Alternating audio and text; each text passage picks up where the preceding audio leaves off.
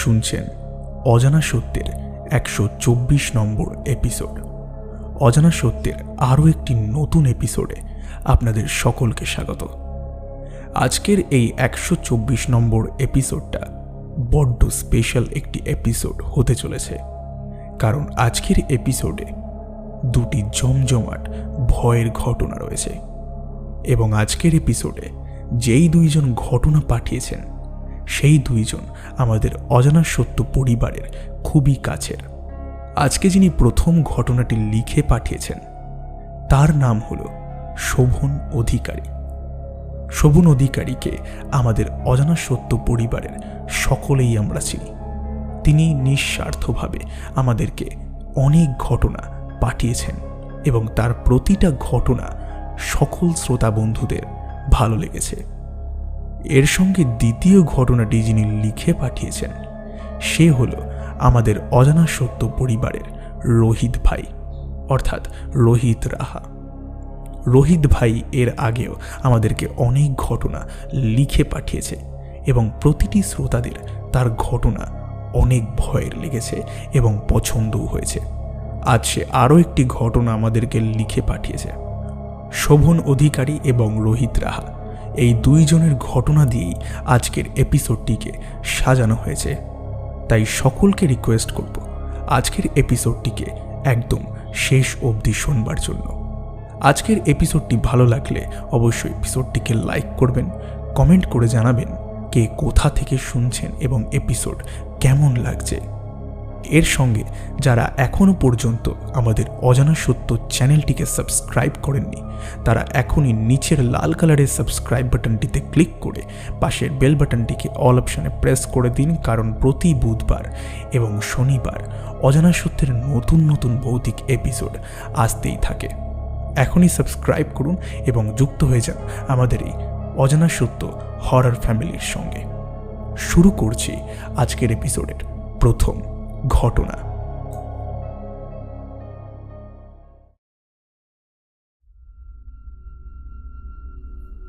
ঘটনাটি লিখেছেন শোভন অধিকারী। তিনি যেরকম করে লিখেছেন আমি সেরকম করেই পড়ে শোনাচ্ছি। হাই রাজর্ষিদা, আমি শোভন। আশা করছি তুমি খুব ভালো আছো।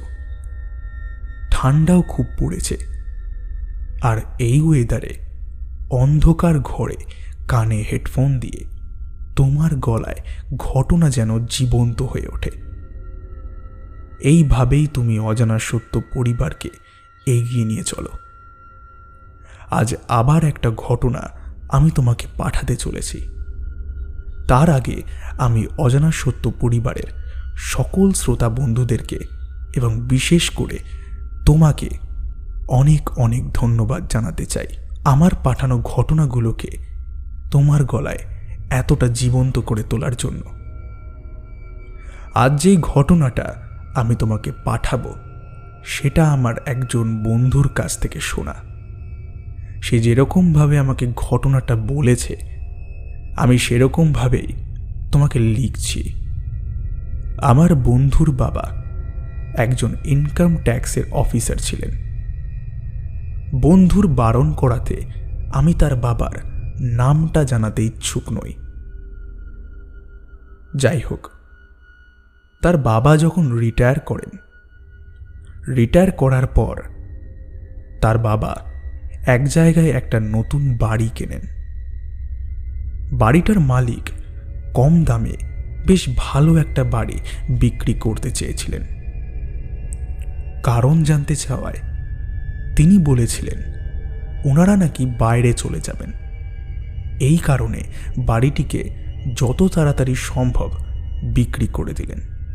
তো বন্ধুর বাবা বাড়িটা রীতিমতো কিনে নেন এবং একদিন সকালে সব জিনিসপত্র নিয়ে সেই বাড়ির উদ্দেশ্যে সবাই বেরিয়ে পড়েন। তারা যখন সেই বাড়ি যান তখন দুপুর হয়ে গেছিল। সবাই খাওয়া দাওয়া করে একটু বিশ্রাম নেয় আর জিনিসপত্রগুলোকে আস্তে আস্তে গোছগাছ করা শুরু করে। আমার বন্ধু যখন সেই বাড়িতে ওঠে আমাকে তখন ফোন করে সে জানিয়েও ছিল যে ভাই আমরা নতুন বাড়িতে চলে এসেছি, তুই একদিন আসিস, বলে ফোন কেটে দেয়।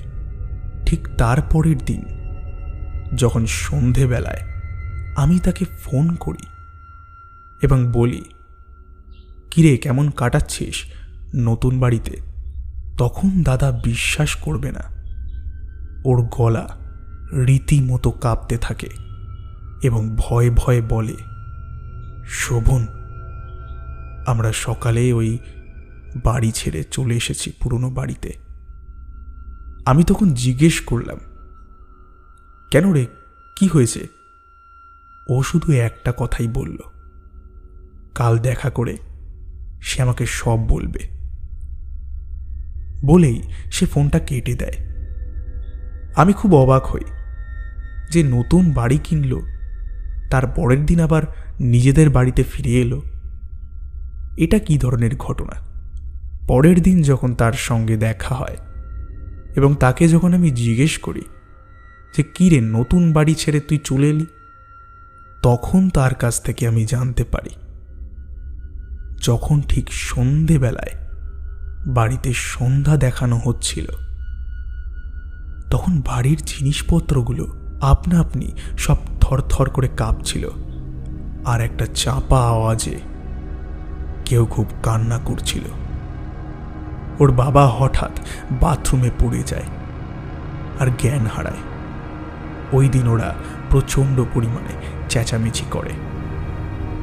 এই শুনে পাশের বাড়ির কিছু লোক আসে আর ওদের বের করে। তখন রাত 9টা হবে প্রায়। যখন ওর বাবার জ্ঞান আসে তখন তিনি বলেন, তিনি যখন বাথরুমে ছিলেন তখন কে যেন তার গলা টিপে শুধু একটাই কথা বলে, চলে যায় এখান থেকে। এই বলে সেখান থেকে চলে যায়।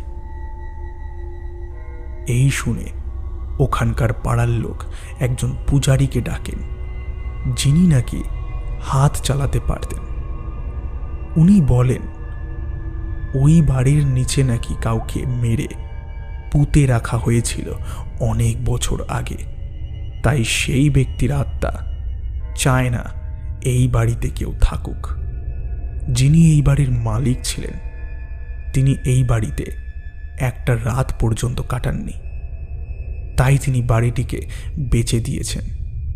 উপায় জানতে চাওয়ায় সেই পূজারী বলেন ওখানে একটা পুজো করতে হবে, তারপর ওই বাড়িতে ঢুকতে পারবে। এইসব করতে করতে যখন ভোর হয় তখন তারা চলে আসে পুরনো বাড়িতে। এখন তারা পুরনো বাড়িতেই আছে। অনেক দিন হলো কথা হয়নি। তারপর কদিন আগে বলে ওরা ওই বাড়িতে গেছে। পূজারীর কথা অনুযায়ী যখন বাড়ির উত্তর দিকে মাটি খোঁড়া হয় তখন সেখান থেকে একটা কাঁটা হাত পাওয়া গেছিল। সেখান থেকে সেই হাত বের করে নেওয়া হয়। এখন ওনারা ঠিক আছেন। তো দাদা, এই ছিল ঘটনা। ভালো লাগলে শুনিও। আর দাদা, একটা প্রশ্ন, সত্যি কি এরকম কিছু হয়? ভালো লাগলে অবশ্যই শুনিও তোমার গলায়, এবং এই প্রশ্নের একটু উত্তরটা দেওয়ার চেষ্টা করো। ভালো থেকো। অজানা সত্য পরিবারের একজন, শোভন অধিকারী।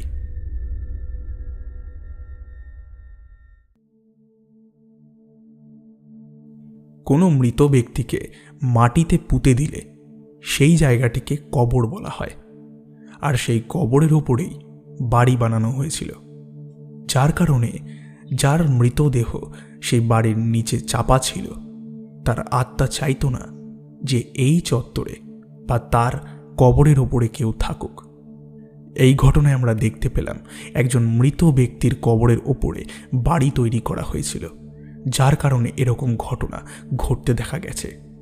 এই ঘটনার মাধ্যমে অনেক কিছু জানতে পারলাম এবং অনেক কিছু বুঝলাম। আপনাদের কি মনে হয় ঘটনাটি বিষয় অবশ্যই কমেন্ট করে জানাবেন। যাই হোক, আশা করছি শোভন অধিকারীর ঘটনা আপনাদের সকলের ভালো লেগেছে। ভালো লাগলে কমেন্ট সেকশনে শোভন অধিকারীকে অবশ্যই ধন্যবাদ জানাবেন। এবার আমরা চলে যাব আজকের এপিসোডের দ্বিতীয় ঘটনায়, অর্থাৎ রোহিত ভাইয়ের ঘটনায়। রোহিত ভাইয়ের ঘটনার দিকে এগোনোর আগে সকলকে মনে করিয়ে দিই, আপনারাও যদি আমাকে ঘটনা পাঠাতে চান তার জন্য আপনারা আমাকে মেল করে ঘটনা লিখে পাঠিয়ে দিতে পারেন। অজানাসত্য15@gmail.com এই মেল আইডিতে আপনারা আপনাদের জানা অথবা আপনাদের সাথে ঘটে যাওয়া সেই ভৌতিক অথবা অলৌকিক ঘটনাটিকে লিখে পাঠিয়ে দেন। এছাড়াও আমাদের একটি ফেসবুক পেজ রয়েছে অজানা সত্য নামে, সেখানে আপনারা আমাকে ফলো করতে ভুলবেন না এবং আপনারা সেখানেও আমাকে মেসেজের মাধ্যমে ঘটনা লিখে পাঠিয়ে দিতে পারেন। ডেসক্রিপশন বক্সে প্রতিটি লিঙ্ক রয়েছে, ডেসক্রিপশন বক্স চেক করলেই আপনারা ঘটনা পাঠানোর সমস্ত রকম পদ্ধতি পেয়ে যাবেন। ঘটনা থাকলে অবশ্যই লিখে পাঠিয়ে দেন, আপনাদের ঘটনাও আমাদের অজানা সত্যে অবশ্যই শোনানো হবে। শুরু করছি আজকের এপিসোডের দ্বিতীয় ঘটনা।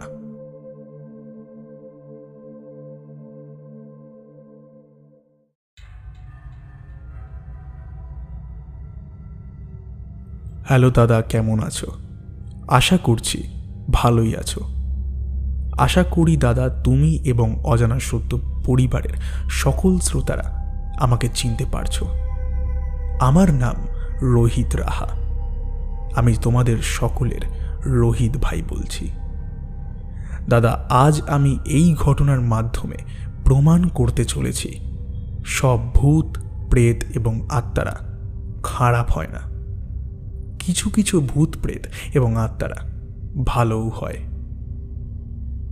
দাদা, ঘটনাটি ছিল 2003 সালের। এই ঘটনাটি আমার দাদুর সঙ্গে ঘটে। এই ঘটনাটা আমার জন্মের আগের। তার আগে বলে রাখি, আমার দাদু ছিলেন একজন ছোটোখাটো ব্যবসাদার। তিনি পাইকারি দরে শাড়ি কিনে এনে কিছুটা লাভ রেখে সেই শাড়িগুলোকে বিক্রি করতেন।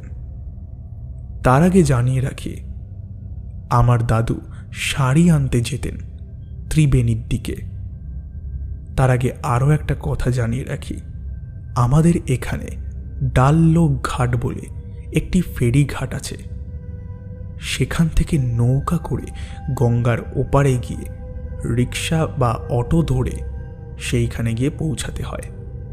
যেহেতু আগেকার সময় শুধুমাত্র রিক্সা এবং অটো চলাচল ছিল, তাই এখানে আমি টোটো উল্লেখ করলাম না।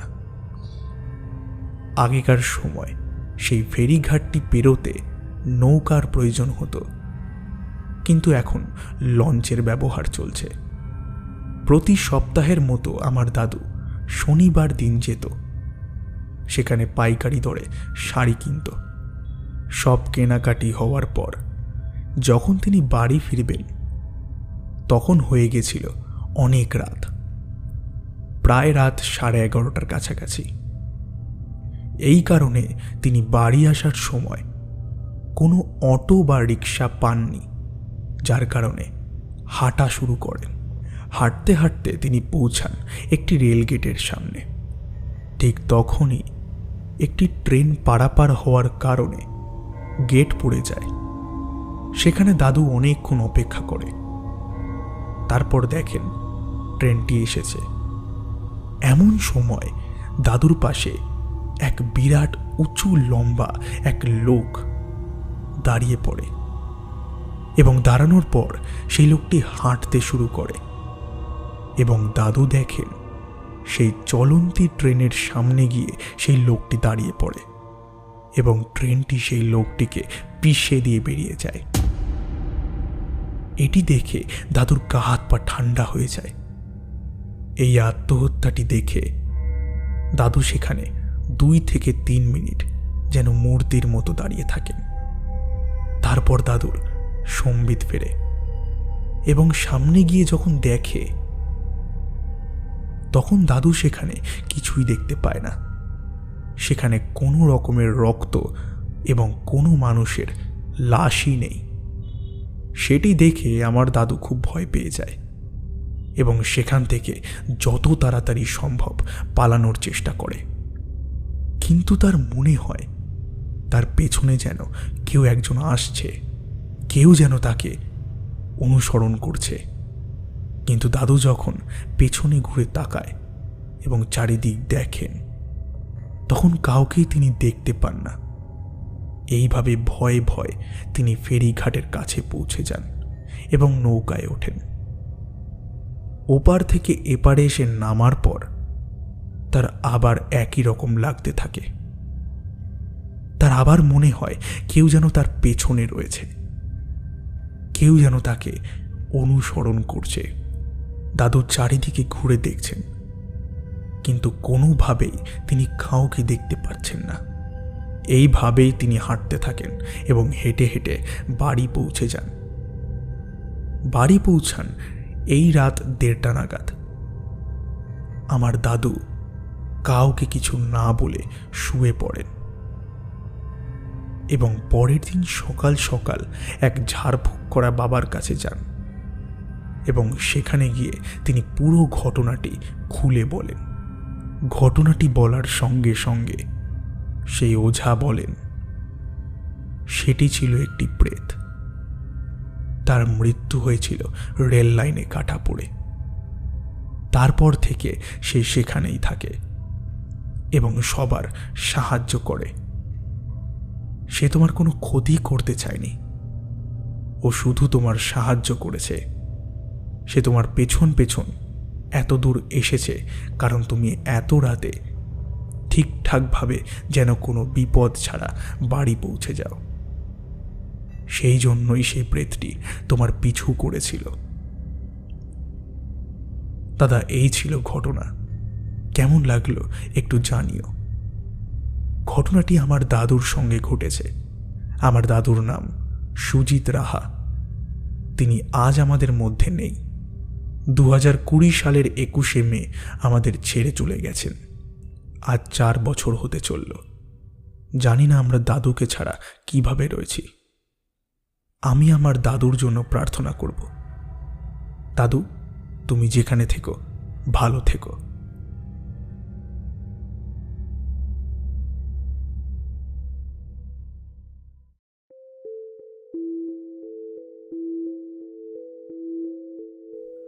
সকল শ্রোতাদের কাছে রিকোয়েস্ট করব, রোহিত রাহার দাদুর জন্য একটু প্রার্থনা করবেন। তিনি যেখানেই থাকেন যেন ভালো থাকেন। রোহিত রাহার লিখে পাঠানো এই ঘটনাটি আপনাদের কেমন লাগলো অবশ্যই আপনারা কমেন্ট করে জানাবেন। আশা করছি আপনাদের সকলের ভালো লেগেছে। খুবই অসাধারণ দুটো ঘটনা আমরা পরপর শুনে নিলাম। এবার আমরা চলে যাব আজকের এপিসোডের শাউট আউট পর্বে। কমেন্ট করেছেন অনুভব মাহাতো, আমাদের সঙ্গে রয়েছেন উজ্জ্বল পাল, চুমকি ঘোষ, বিমল বেরা, কমেন্ট করেছেন রীতা মণ্ডল, কমেন্ট করেছেন অমিত ভট্টাচার্য, কমেন্ট করেছেন শোভন অধিকারী, নন্দিনী দে, রঞ্জিত মণ্ডল, সব্যসাচী চক্রবর্তী, কমেন্ট করেছেন এমডি হামিদুর রহমান, কমেন্ট করেছেন স্বপ্না বজাল, গীতা গোস্বামী, পাপড়ি চক্রবর্তী, কমেন্ট করেছেন রাজেশ বিশ্বাস, আমাদের সঙ্গে রয়েছেন বাপন কুমার, একে, কমেন্ট করেছেন তানিয়া মল্লিক, বিথিকা প্রামাণিক, কমেন্ট করেছেন মঞ্জু, আমাদের সঙ্গে রয়েছেন বিভি। সকলকে অনেক অনেক ধন্যবাদ কমেন্ট করবার জন্য। আশা করছি আজকের এপিসোডটি আপনাদের ভালো লেগেছে। ভালো লাগলে অবশ্যই লাইক করবেন, চ্যানেলে নতুন থাকলে চ্যানেলটিকে অবশ্যই সাবস্ক্রাইব করবেন এবং আজকের এপিসোডটিকে একটি করে শেয়ার করতে কিন্তু ভুলবেন না। আজকের এপিসোড এখানেই শেষ হচ্ছে। দেখা হবে 125 নম্বর এপিসোডে। ততক্ষণের জন্য stay happy and stay safe এবং যুক্ত থাকুন আমাদের অজানা সত্যের সঙ্গে, কারণ অজানা সত্য মানে রহস্যের এক অন্য দুনিয়া।